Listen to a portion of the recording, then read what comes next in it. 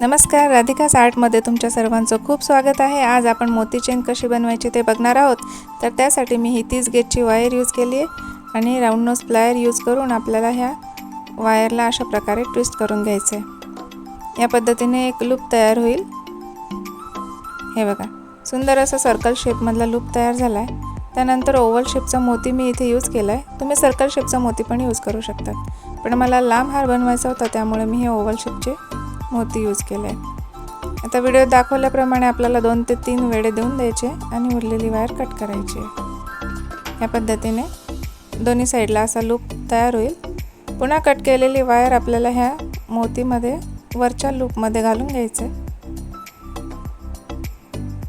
आणि पुन्हा round knows plier use करून तशाच प्रकारचे लूप तयार करायचे। याच रिपीटेशनने आपण आपल्याला आवडीप्रमाणे पाहिजे तेवढी लांब मोती चेन तयार करून घेऊ शकतो।